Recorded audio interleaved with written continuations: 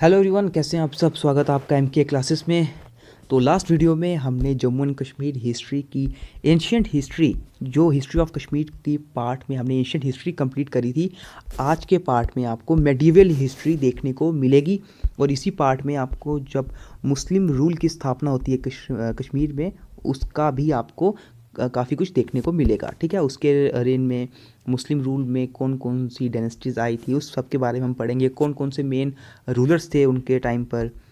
तो सबसे पहले मैं अगर मैं बात करूं कि हमने जम्मू कश्मीर हिस्ट्री स्टार्ट किया था हिस्ट्री ऑफ कश्मीर से, जिसमें हमने सोर्सेज पढ़े नीलमत पुराण, राजतरंगिनी। इसके बाद हम बुरज़ोहम द फर्स्ट न्यूलिथिक साइट, ठीक है, जो कश्मीर में डिस्कवर की गई थी। इसके बाद हमने एशियंट हिस्ट्री में पढ़ा था Mahabharata period, Mauryan empire, Kushan empire और कारकोटा डायनेस्टी, जिसमें हमने ललित आदित्य और उनके बाद जयतिदा, उनके बारे में थोड़ा डिस्कस करा था। आज का पार्ट है मेडिवल हिस्ट्री ऑफ कश्मीर। और पार्ट शुरू करने से पहले दोस्तों, कोई इस चैनल पे न्यू है, इस चैनल को सब्सक्राइब कर दीजिए। आपको हमारे चैनल पर जो भी वीडियोस मिलती हैं, इसकी पीडीएफ्स हम अपने टेलीग्राम चैनल पर अपलोड कर देते हैं। तो टेलीग्राम पर जाके आप हमारे चैनल एमके क्लासेस को भी ज़रूर ज्वाइन कीजिएगा। तो आइए हम शुरू करते हैं उत्पाला डायनेस्टी से। तो उत्पाला डायनेस्टी में क्या है दोस्तों, जैसा कि आपको पता है कि एंशियंट हिस्ट्री में उत्पाला से पहले कारकोटा डायनेस्टी थी। तो कारकोटा के बाद कौन सी डायनेस्टी आती है? उत्पाला डायनेस्टी। अब ये होती है न्यू पावर इन कश्मीर। तो इनके फाउंडर कौन होते हैं? इनके फाउंडर होते हैं अवंती वर्मन, और सबसे इंपॉर्टेंट रूलर होते हैं ये उत्पाला डायनेस्टी के, क्योंकि एक तो इन्होंने जब कश्मीर जब जूझ रहा था पॉलिटिकल और इकोनॉमिक डिसऑर्डर से, इन्होंने ही कश्मीर को बाहर निकाला था उन सब इश्यूज से। तो इनके टाइम पर प्राइम मिनिस्टर कौन था? Sheru was the prime minister of Avanti Varman. मतलब अवंती वर्मन के रेन में शेरू प्राइम मिनिस्टर था। और सबसे इम्पॉर्टेंट अगर मैं इनके रेन की बात करूं, तो इन्होंने एक तो अपनी कैपिटल सिटी बनाई थी अपने नाम पर, अवंतीपुर। और दूसरी बात, इन्होंने दो सबसे अपने शासन में बहुत ही बढ़िया दो टेम्पल्स बनाए थे। एक टेम्पल था लॉर्ड शिवा के लिए, दूसरा टेम्पल था लॉर्ड विष्णु के लिए। लॉर्ड शिवा के लिए जो टेम्पल बनाया गया था वो उसका नाम था अवंती वर्मन, और लॉर्ड विष्णु जी के लिए जो टेम्पल बनाया गया था उसका नाम था अवंती स्वामिना। ठीक है, तो ये दो टेम्पल्स उनके लिए, भगवान के लिए बनाए गए थे। इसके बाद अगर बात करूं कि ये सब जो भी आर्किटेक्चरिंग या इंजीनियरिंग हो रही थी इनके टाइम पर, ये किनके द्वारा हो रही थी? तो इनके टाइम पर जो ग्रेटेस्ट इंजीनियर थे, अवंती वर्मन के टाइम पर जो ग्रेटेस्ट इंजीनियर थे, उनका नाम था सुया। ठीक है, ये नाम आपको याद रखना है, सुया और शेरू। तो सुया थे उनके टाइम पर ग्रेटेस्ट, यहाँ पे आएगा one of the greatest engineer Kashmir produced in ancient times, यानी कि सबसे ग्रेटेस्ट इंजीनियर थे दोस्तों। ठीक है, सुया एक। तो he was succeeded by his son Shankar Varman. तो अवंती वर्मन के बाद कौन आए थे? इनके सन शंकर वर्मन। तो शंकर वर्मन ने अगर बात करें तो शंकर वर्मन की शादी सुगंधा से हो जाती है, और शंकर वर्मन के बाद सुगंधा ही शासन को संभालती है। तो लास्ट रूलर की बात करूं कि कश्मीर के उत्पाला डायनेस्टी के लास्ट रूलर कौन थे, तो वो थे Suravarman. Okay, Suravarman was the last ruler of the Utpala dynasty. तो उत्पाला डायनेस्टी में आपको कोई कंफ्यूजन नहीं होगी। हम आगे पॉइंट पे मूव करते हैं, गुप्ता डायनेस्टी।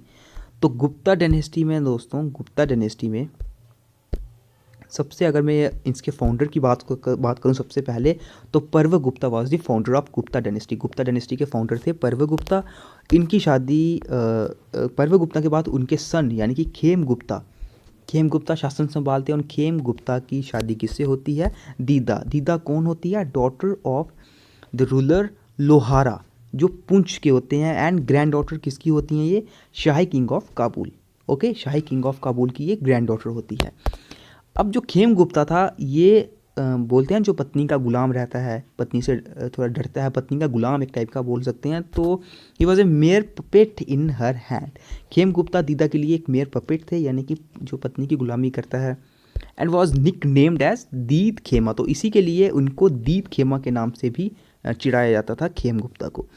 इन 8980 में क्या होता है, जब दीदा शासन संभाल रही होती है, इनकी डेथ के बाद, खेम गुप्ता की डेथ के बाद 980 के बाद दीदा शासन संभालती है। तो अगर मैं बात करूं, दीदा से पहले दो कश्मीर के फीमेल रूलर्स भी होते हैं, उनका नाम होता है यशोवती और सुगंधा। यानी कि दो पहले भी, इनसे एक पहले क्वींस होती हैं जिन्होंने शासन संभाला होता है, जिन्होंने कश्मीर पर रूल किया होता है। एक तो यशोवती और दूसरी सुगंधा। तो शी डाइड इन 1003 यानी कि 1003 में इनकी मृत्यु हो जाती है। और इसके बाद इनका जो शासन होता है वो चले आता है इनके भाई संग्राम राज, ठीक है, son of her brother Udayraj. यानी कि अपने भाई के जो इनके भाई होते हैं उनका बेटा संग्राम राज, उनको ये शासन चला जाता है। ओके, ये वाला पॉइंट मैं फिर से समझाता हूँ। देखिए क्या होता है, 1003 में दीदा की मृत्यु हो जाती है। और दीदा के लिए क्या होता है कि दीदा का जो बेटा होता है वो यंग एज में ही उनकी डेथ हो जाती है। तो दीदा की मृत्यु के बाद जो ये शासन होता है दीदा का, ये दीदा के भाई होते हैं उदयराज, उनके बेटे को चला जाता है ये शासन संग्राम राज को। ओके, तो उदयराज कौन होते हैं? The ruler of Lohara Poonch. It was during queen Didda's time Mahmud of Ghazni twice try to capture the valley but failed. यानी कि क्वीन दीदा के टाइम पर महमूद ऑफ गजनी ने 2 बार कश्मीर पर हमला करने की कोशिश करी, हमला किया, लेकिन दोनों के दोनों बार फेल हो गया। इसके बाद गुप्ता डायनेस्टी के बाद आती है लोहारा डायनेस्टी। जैसे कि हमने पढ़ा कि संग्राम राज के बारे में, संग्राम राज जो दीदा के नेफ्यू थे वो हैं, वो he was the founder of the Lohara dynasty. Lohara dynasty के फाउंडर संग्राम राजा हैं। तो अब मैं अगर थोड़ा सा आगे मूव करूं 1089 या 1101 तक, तो किंग हर्षा जो है वो रूल करते हैं कश्मीर पे। अब हर्षा विद हिज सन भोजा वर मर्डर्ड। हर्षा और उनके जो बेटे होते हैं भोजा, वो दोनों एक बैटल में मारे जाते हैं। कलाना आफ्टर डैट, यहाँ पर शायद ये कलाना नहीं है यहाँ पर, ठीक है, were murdered. After that king Jeshma the great ruler of the Hindu time was ruling the state. इसके बाद आते हैं किंग जेशमा, ठीक है, किंग जेशमा आते हैं जो हिंदू टाइम के एक और ग्रेट लास्ट ग्रेट रूलर होते हैं। तो वो आते हैं शासन संभालने, और जब वो आते हैं उनके अर्ली डेज बहुत ही ज़्यादा क्रिटिकल होते हैं। तो लेकिन क्रिटिकल होने के बावजूद भी, यानी कि अर्ली डेज में, क्योंकि कश्मीर की हालत बहुत ख़राब होती है उस वक्त, तो अर्ली डेज में जब वो आते हैं, जब वो न्यू राजा बनते हैं, उनकी कश्मीर की हालत बहुत क्रिटिकल होती है। और इसी के लिए इसमें होने के बावजूद भी कश्मीर जो है वो कश्मीर पर 27 सालों के लिए पूरा शासन करते हैं।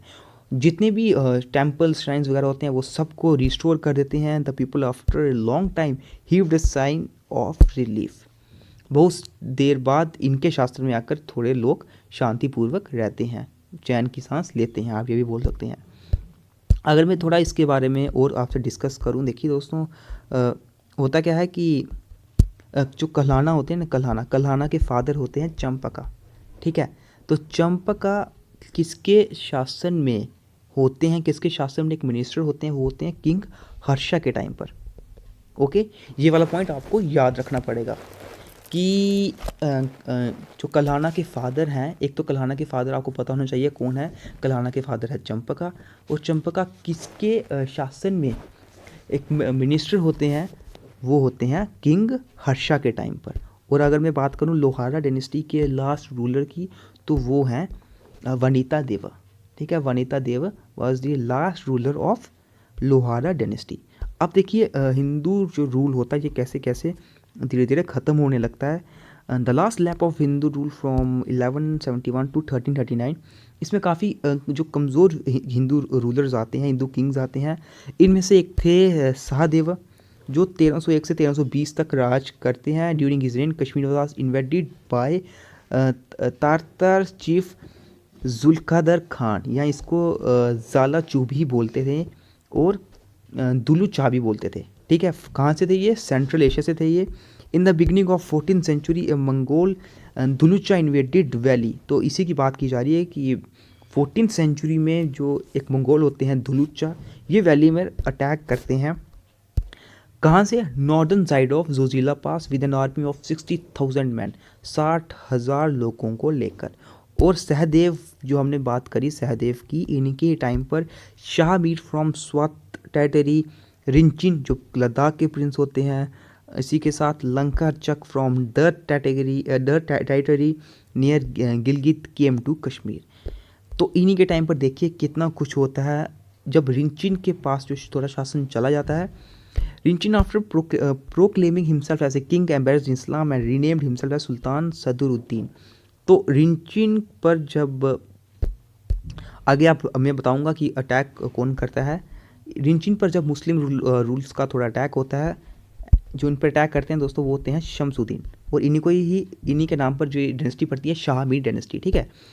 तो उनसे हार कर ये इस्लाम कबूल कर देते हैं और इनका नाम चेंज कर देते हैं ये सुल्तान सदरुद्दीन में। जब ये इस्लाम कबूल कर देते हैं उसके बाद क्या करते हैं, ये ही built the first mosque in Kashmir known as But Mashid, ठीक है। The last Hindu ruler was Udyan Dev. Last Hindu ruler कौन थे? उद्यान देव थे। It was Udyan Dev chief queen Kota Rani who practically govern the state. Udyan Dev की बात की जाए, उद्यान देव की जो चीफ क्वीन थी कोटा रानी, उन्होंने प्रैक्टिकली जो है स्टेट पर गवर्न किया। लेकिन धीरे धीरे ये सब कुछ खत्म हो जाता है और फिर आ जाता है मुस्लिम रूल इन कश्मीर। देखिए मुस्लिम रूल कहाँ से स्टार्ट होती है? स्टार्ट होती है शाह मीरी डायनेस्टी से। तो जैसा कि बताया मैंने, क्वीन कोटा रानी की डेथ के बाद शाह मीर जो होते हैं, शाह मीर वो आते हैं और वो थ्रोन संभालते हैं। He was a founder of Shah Miri dynasty under the name of Sultan Shamsuddin. तो इनका ऐसे शाह मीर नाम होता है, लेकिन इस जो राज करते हैं, राज्य करते वक्त जो इनका ऐसे बोलते हैं ना कि किस नाम से राज्य करते हैं, ये अब नाम डालते हैं Sultan Shamsuddin. The two notable rulers of Shah Miri dynasty और सुल्तान शिहाबुद्दीन एंड सुल्तान जैनुलब्दीन। जो अगर मैं बात करूँ इस पूरी शाह मीरी डायनेस्टी की, तो इस पूरी शाह मीरी डायनेस्टी में ऐसे तो कोई ख़ास इतने रूलर्स नहीं थे, लेकिन दो अगर मैं बहुत ही नोटेबल जिनको एक्चुअली में जानने ज़रूरी है वो थे सुल्तान शिहाबुद्दीन और सुल्तान जैनुलब्दीन। तो सबसे पहले हम बात करते हैं शाहुद्दीन की, ठीक है। शाहुद्दीन को the Lalit Aditya of medieval Kashmir भी बोला जाता था। इनको ललित आदित्य ऑफ मेडिवल कश्मीर पूछ लिया जाए तो किसको बोला जाता है? शाहुद्दीन को या शाहिबुद्दीन को। At the beginning of the reign he landed army to Sindh and defeated its rulers. जैसे ही इन्होंने शासन किया, शुरू में ही इन्होंने सिंध पर अटैक करते हैं और उसके रूलर को भी हरा देते हैं। The ruler of Kashgar Central Asia came with a huge army. जो रूलर होते हैं कशगार के वो भी एक ह्यूज आर्मी लेकर आते हैं, लेकिन तब भी वो हार जाते हैं। कशगार जो सेंट्रल एशिया से आते हैं वो तब भी हार जाते हैं। इनके राज्य में, शाहुद्दीन के राज्य में, कोटा भट्ट और उदयश्री दो इम्पॉर्टेंट हिंदू मिनिस्टर्स थे। और इन्होंने जैसे कि शाहुद्दीन बोलो, शाहिबुद्दीन बोलो, इन्होंने अपने नाम पर भी एक शहर बनाते हैं जिसका नाम रखते हैं शिहाबुद्दीनपुरा, या फिर आज उसको प्रेजेंटली शादीपुर भी बोलते हैं। शाहुद्दीन के बाद आते हैं कुतुबुद्दीन, और इनका जो रियल नाम होता है वो होता है Hindal. An important event worth mentioning during his reign is the arrival of most remarkable personality of then Muslim world, Mir Sayyid Ali Hamadani. तो इन्हीं के टाइम पर सैयद अली हमदानी इन्हीं के टाइम पर जो है कश्मीर विज़िट करती हैं।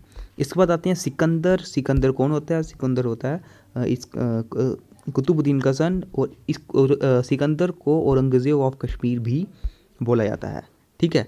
इसी के साथ साथ इसको बटशिका भी बोला जाता है। Khanqahi Mulla was build during his reign and he destroyed various shrines and temples including the world famous Martand sun temple. काफ़ी डिस्ट्रक्शन होती है इनके टाइम पर, सिकंदर के टाइम पर कश्मीर में काफ़ी ज़्यादा डिस्ट्रक्शन होती है, तो इतना ज़्यादा पीसफुल माहौल नहीं रहता। जैसे कि मैं शाहिबुद्दीन की बात करूँ, उनके रेन तक, उनके रेन में काफ़ी ठीक रहता है, लेकिन इनके टाइम पर काफ़ी ज़्यादा डिस्ट्रक्शन होती है कश्मीर में। इसी के साथ साथ जो हिंदू में सती प्रथा का जो इनका रहता था उसको भी इन्होंने एबॉलिश किया था, इसको हटा दिया था। इसके बाद आते हैं इनके बेटे ज़ैनुलब्दीन। ज़ैनुलब्दीन का ऐसे नाम क्या था? शाही खान। इन्होंने किस नाम से पूरा रेन संभाला था? अपना नाम क्या रखा था? Sultan Zainulabdin. He ruled from 1420 to 1470। 1420 से 1470 तक इन्होंने राज किया है, और इनको बट शाह भी बोला जाता था, साथ ही साथ as well as the Akbar of Kashmir, ठीक है। The Sultan also maintained friendly relations with the rulers of other countries. Sultan ने जो दूसरे रूलर्स थे, दूसरे कंट्रीज़ के रूलर्स थे, उनके साथ भी काफ़ी अच्छा रिलेशन बनाए रखा था। और महाराजा ऑफ ग्वालियर जब उनको ये पता चलता है कि सुल्तान का म्यूज़िक में काफ़ी इंटरेस्ट है, तो वो अपने को काफ़ी ज़्यादा वैल्यूएबल वर्क्स जो है वो इंडियन म्यूज़िक में उनको बेचते हैं। ओके, तो ये था दोस्तों आज का पार्ट, जहाँ पर हमने ज़ैनुल अब्दीन तक पढ़ लिया। अभी ज़ैनुल अब्दीन के बारे में हमने और भी पढ़ना है, जिसमें अगर हम इनकी बात करें, क्योंकि इनको काफ़ी ज़्यादा इंटरेस्ट था, इन्होंने जो भी जैसे कि इन्होंने देखा कि कश्मीर में काफ़ी डिस्ट्रक्शन कर दी थी सिकंदर ने, तो इसके बाद इन्होंने क्या किया, कश्मीर को फिर से रिस्टोर करना चाहा, और जो भी कश्मीर में आर्ट क्राफ्ट थे, टेम्पल्स, श्राइन्स, उन सबको फिर से रिस्टोर करना ज़ैनुल अब्दीन के टाइम पे स्टार्ट हो चुका था। ओके, तो ये सब इंपॉर्टेंट चीज़ें हम इनके नेक्स्ट पार्ट में पढ़ेंगे, और नेक्स्ट पार्ट में हम अपना पूरा हिस्ट्री ऑफ कश्मीर कंप्लीट कर देंगे।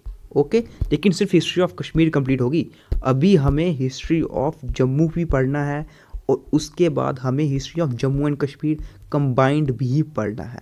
ओके, तो इस पर आपको लगभग, अगर मैं बात करूं, एक वीडियो आपको अभी हिस्ट्री ऑफ कश्मीर पे कंप्लीट मिल जाएगी। ज़्यादा से ज़्यादा 2 वीडियोस में मैं हिस्ट्री ऑफ जम्मू कंप्लीट कर दूंगा, और उसके बाद अगली 2 वीडियोस में हम history of complete Jammu and Kashmir, या फिर सिर्फ एक एक वीडियो रख लो इनकी, तो 1 या 2 वीडियोस की भी हो जाती है, एक एक वीडियो रख लो, मतलब अगले 3 वीडियोस में मैं पूरा कंप्लीट करने की कोशिश कर दूंगा। ठीक है, तो 2 वीडियोस पहले ही हो चुकी हैं, और 3 ये 5 से 6 वीडियोस में हम पूरा कंप्लीट ये पढ़ लेंगे। तो मिलते हैं फिर आपसे अब नेक्स्ट वीडियो में, जिसमें हम ज़ैनुल अब्दीन के थोड़े से वर्क्स के बारे में भी पढ़ेंगे।